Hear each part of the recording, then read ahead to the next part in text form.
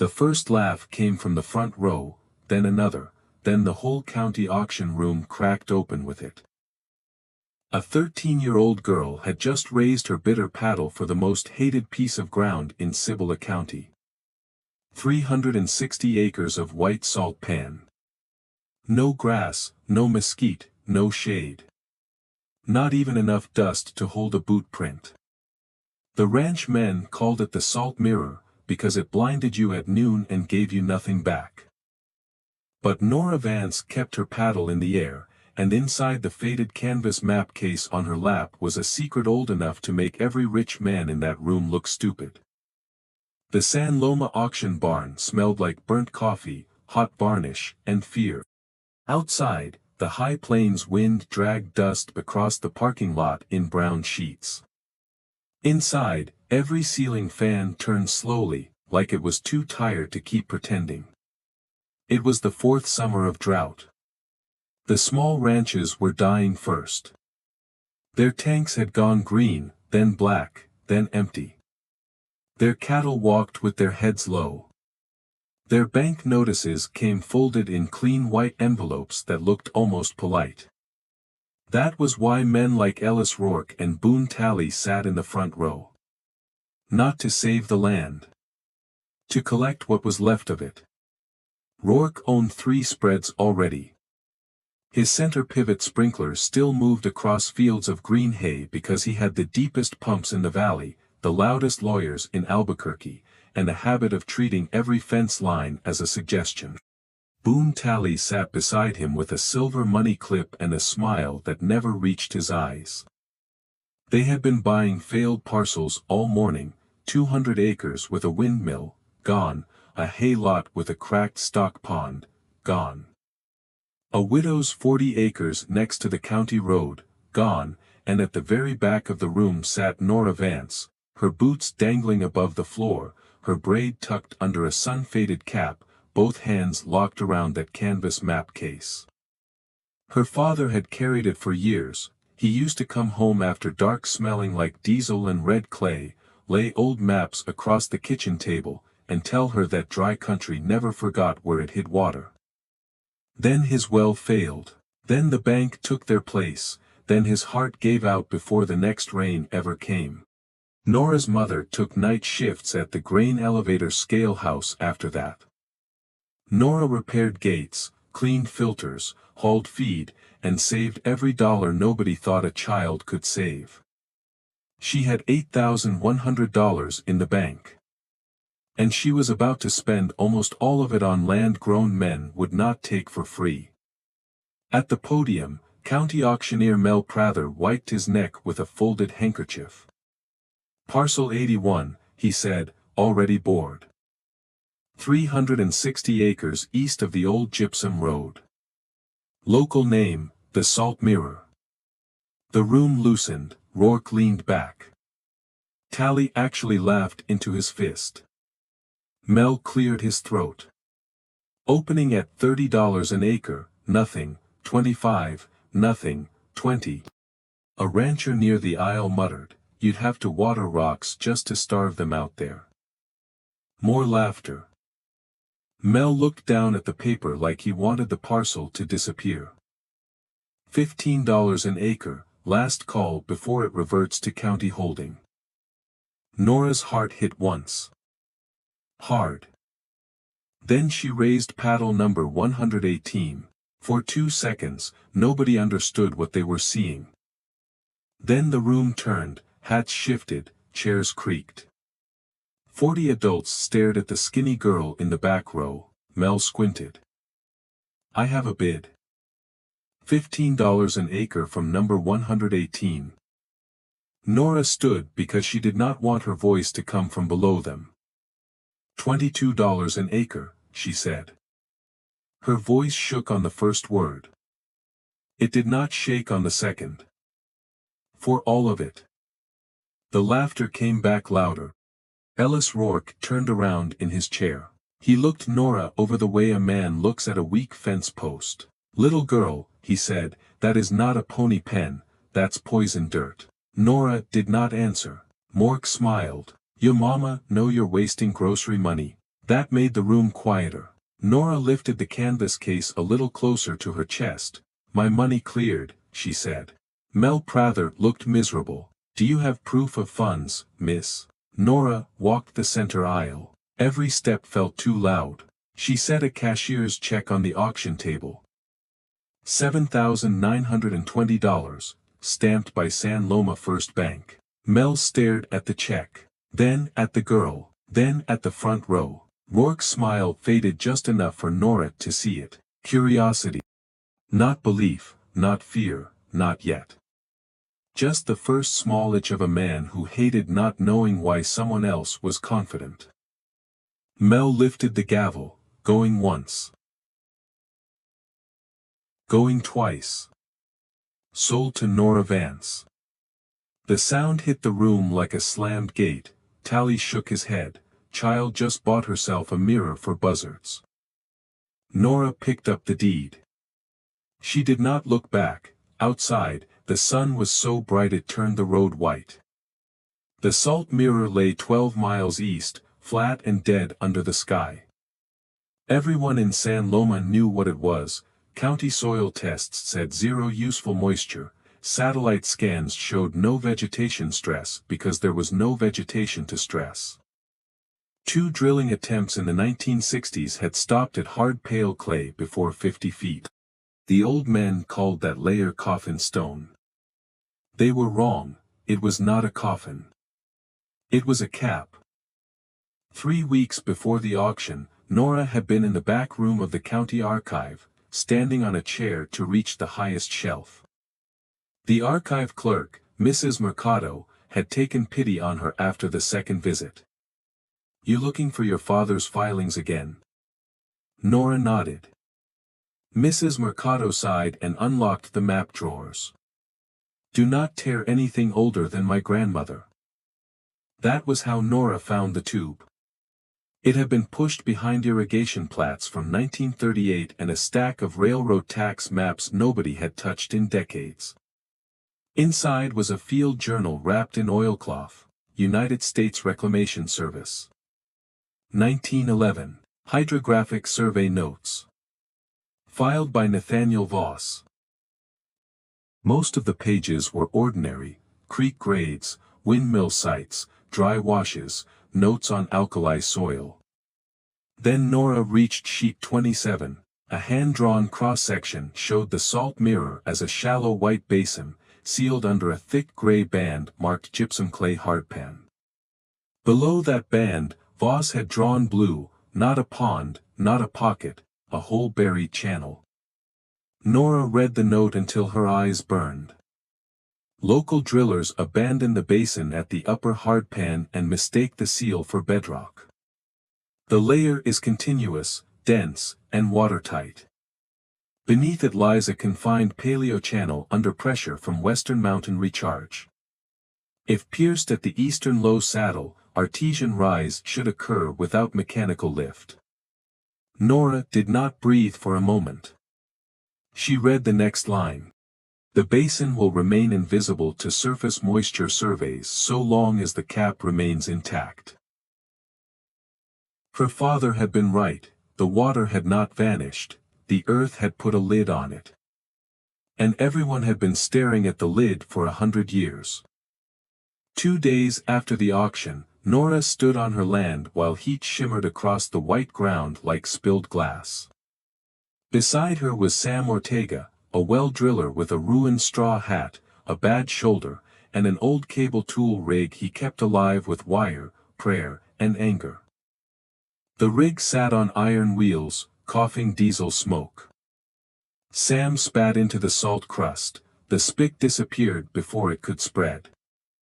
"I'm doing this because your father once pulled my truck out of a wash," he said. "Not because this makes sense." "It makes sense," Nora said. Sam looked across the basin. "No, it makes a story. Stories break bits. Bits cost money." Nora pointed to 3 stakes she had placed at dawn. "Start there.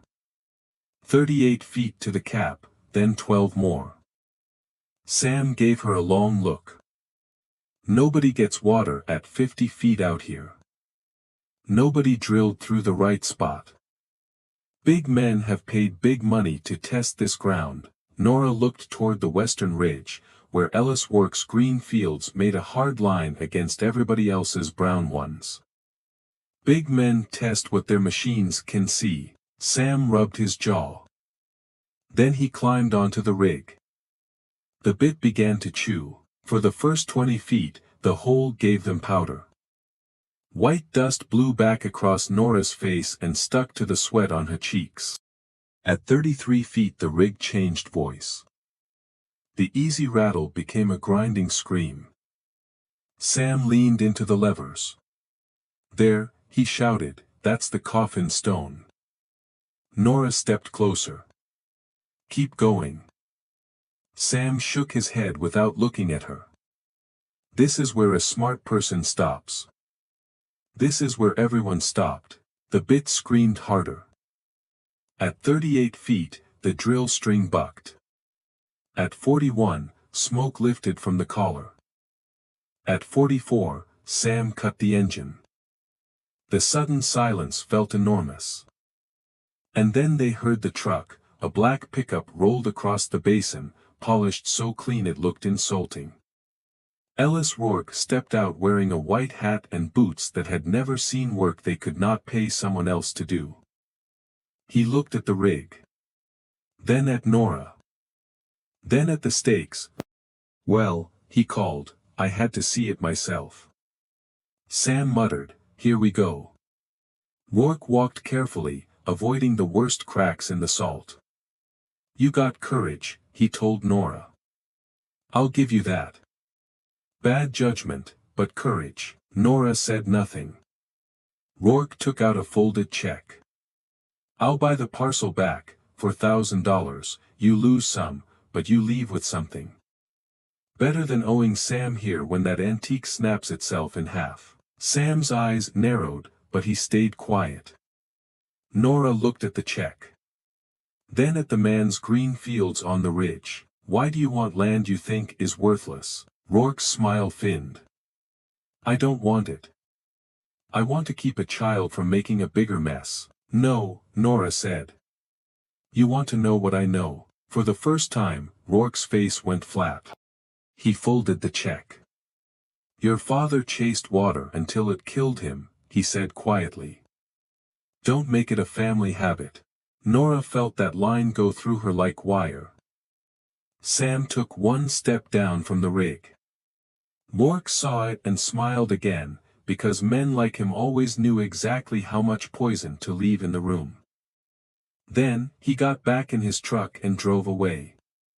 Nora watched the dust trail fade. Her hands were shaking.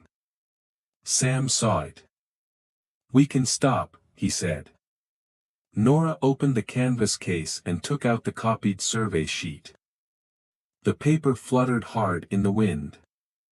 "Voss wrote the cap was 12 feet thick at the saddle," she said. "We're almost through." Sam looked at the old cross-section, then at the girl. Then at the drill stem smoking in the hole. He climbed back onto the rig. "Then let's find out whether a dead man could measure." The bit hit the cap again, the sound scraped across the whole basin. 45 feet. 46. The cable jumped. Sam cursed. 48. The rig lurched so hard one wheel lifted off the ground. Nora grabbed the frame. Sam shouted, "If it binds, we lose the stem." 2 more feet. 1. The engine screamed, then the ground answered. The drill dropped 6 inches. The scream vanished. For one breath, there was nothing. No engine. No wind. No birds. Then the hole hissed. Low at first, like a snake under the earth. Sam's eyes widened. "Back up." The hiss became a roar. "Back up." The ground split around the casing. A column of clear water exploded into the sky. Not brown, not muddy, clear. Freezing water blasted 90 feet upward and shattered in the sun like broken glass. The force shoved the rig sideways. Sam jumped clear. Nora fell backward into the salt crust as the first wave hit her full in the chest. It knocked the breath out of her. Then she started laughing. She could not help it. The water was cold enough to hurt. It ran through her hair, over her face, into her mouth. It tasted clean. Sam sat in the mud that had not existed 30 seconds earlier, staring up at the geyser. "Lord above," he whispered. Nora pushed herself to her knees. The salt mirror was no longer reflecting the sky. It was filling. Within an hour, the lowest cracks disappeared. By sunset, water had spread across the white basin in silver sheets. Trucks lined the county road. People stood on tailgates and said nothing because there are some things gossip cannot improve. The next morning, the state water office sent 2 inspectors.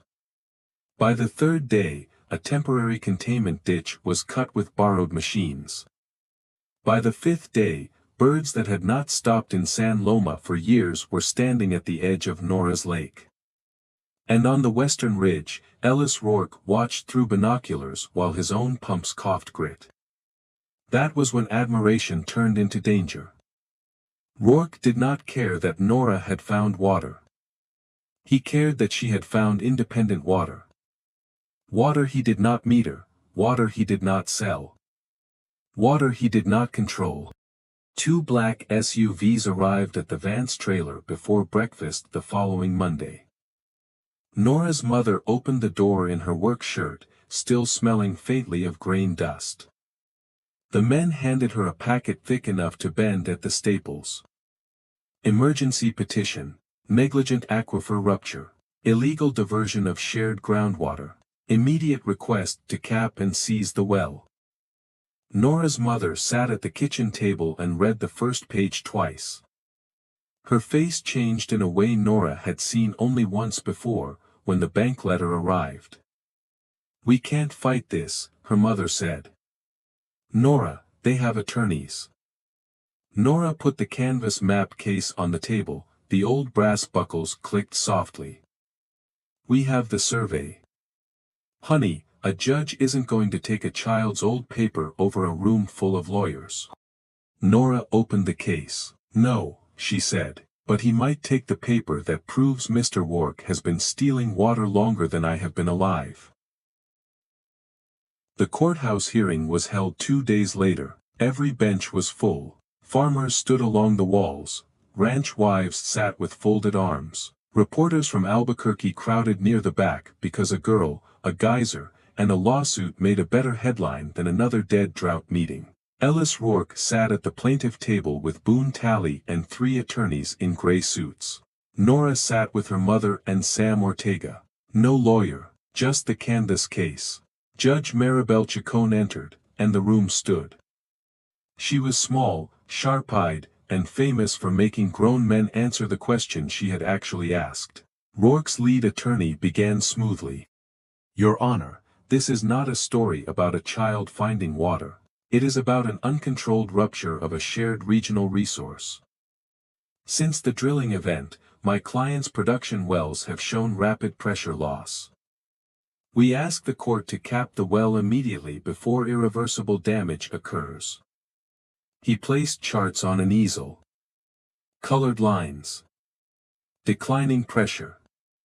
Serious fonts. The room murmured. The attorney pointed toward Nora without quite looking at her.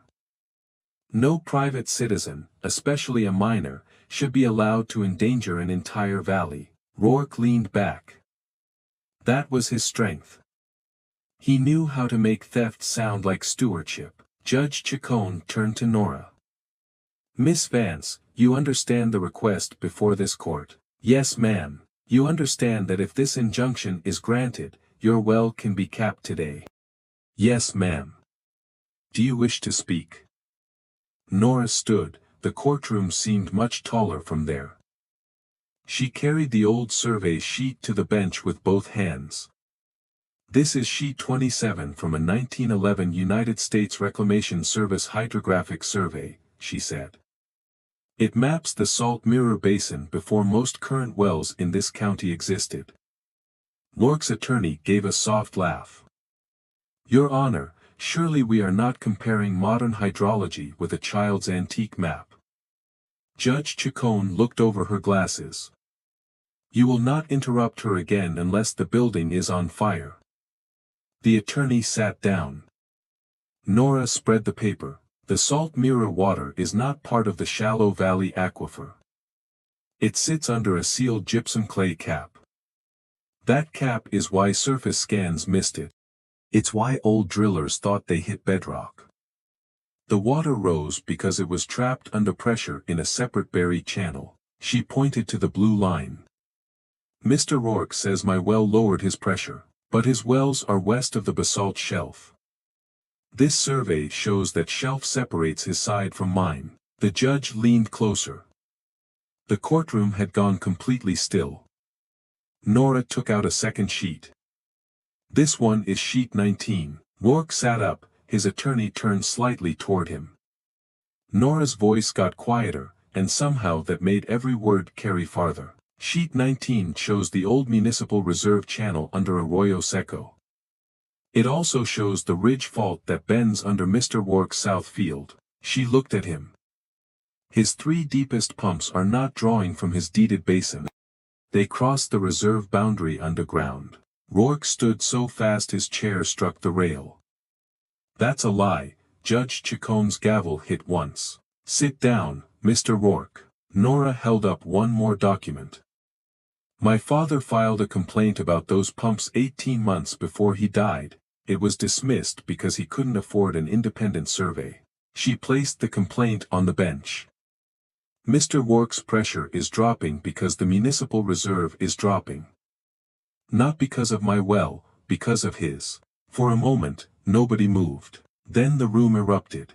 Farmers shouted. Boone Tally slid his chair away from Rourke as if distance could become innocence.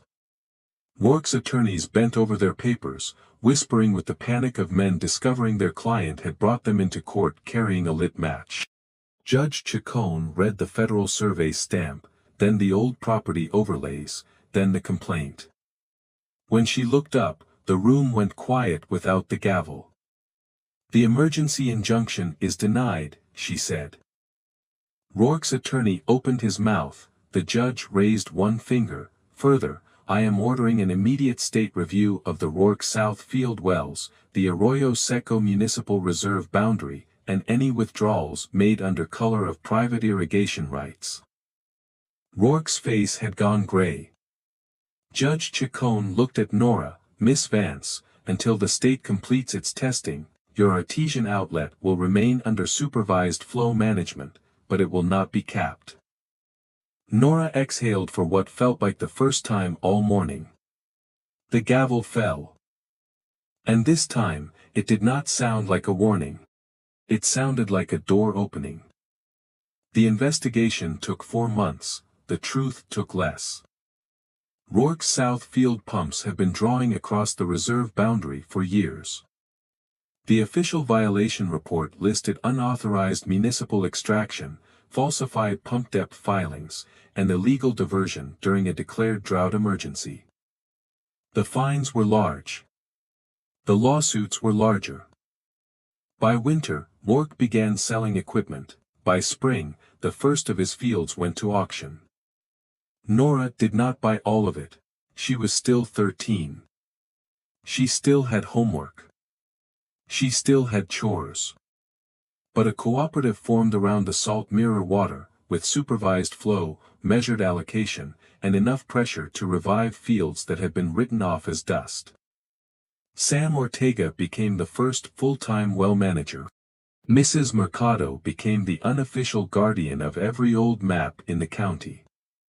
Nora's mother quit the night shift when the first alfalfa contract cleared. By the second summer, the White Basin no longer blinded drivers from the county road. It held water. Real water. A clean blue lake edged with reeds, survey markers, pump gauges, and rows of new green feed cutting across ground people had mocked for generations.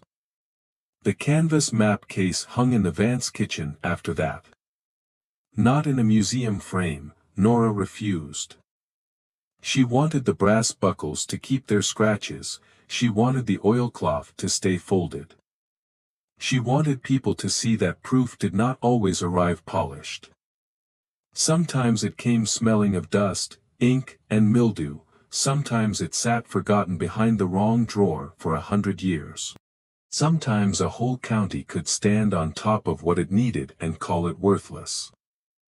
Nora Vance had not bought dead land, she had bought the cap nobody else could see.